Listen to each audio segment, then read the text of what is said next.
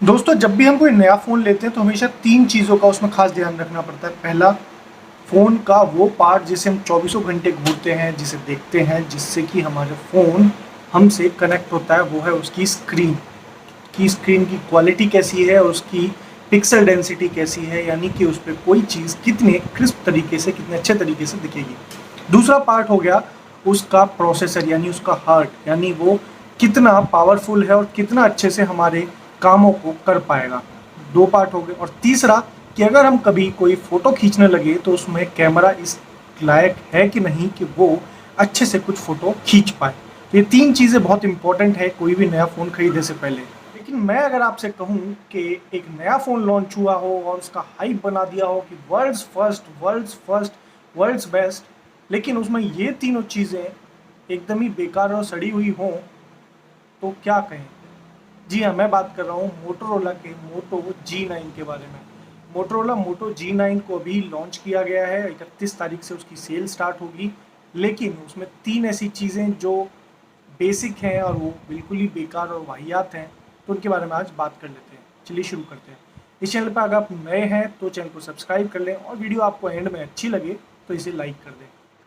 सबसे पहले अगर बात करें मोटो G9 की स्क्रीन के बारे में, तो मोटो G9 की जो स्क्रीन है उसमें सबसे बड़ी गड़बड़ी ये है कि उसका जो रेजोल्यूशन है वो फुल HD नहीं है। उसका जो रेजोल्यूशन है वो 720 पिक्सल का है और जो उसकी पिक्सल डेंसिटी निकल के आती है वो है 262 पिक्सल पर इंच PPI। ये जो पिक्सल डेंसिटी है वो आज से 7-8 साल पहले यूज़ होती थी, यानी अभी भी 6-7 हज़ार के फ़ोन में।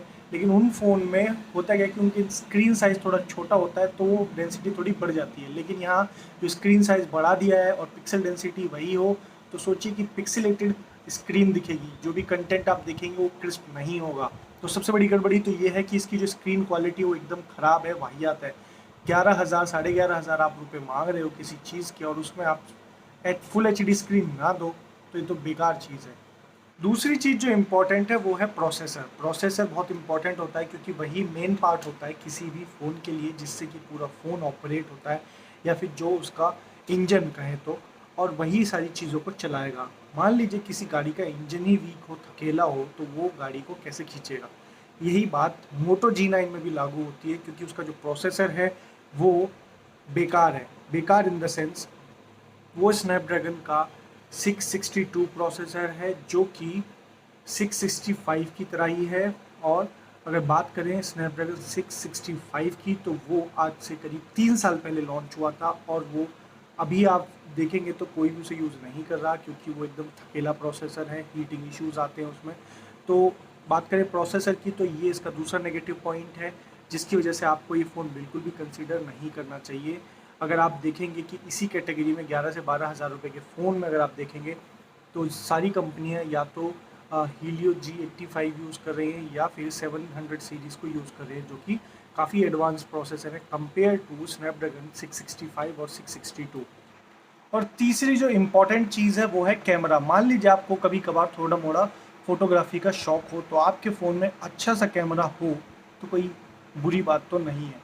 बात करें यहीं अगर मोटो G9 की, तो इसमें आपको मिलेगा 48 मेगापिक्सल कैमरा, लेकिन उसके साथ इसमें कोई भी टेलीफोटो या फिर अल्ट्रा वाइड कैमरा नहीं दिया है। जो दिया है इसके साथ 2-2 मेगापिक्सल के मैक्रो या फिर डेप्थ कैमरा दिया है, जिसका कोई काम ही नहीं है क्योंकि 2 मेगापिक्सल मैक्रो से अच्छे फ़ोटो नहीं आ सकते और डेप्थ के लिए तो आपका 48 मेगापिक्सल से भी अच्छी डेप्थ आई जाएगी। तो जो मेन इंपॉर्टेंट थे टेलीफोटो या फिर अल्ट्रा वाइड, वो आपको इसमें नहीं दिए गए हैं। तो ये थे कुछ इंपॉर्टेंट पॉइंट्स, 3 इंपॉर्टेंट चीज़ें जिसकी वजह से मोटो G9 आपको कंसीडर नहीं करना चाहिए।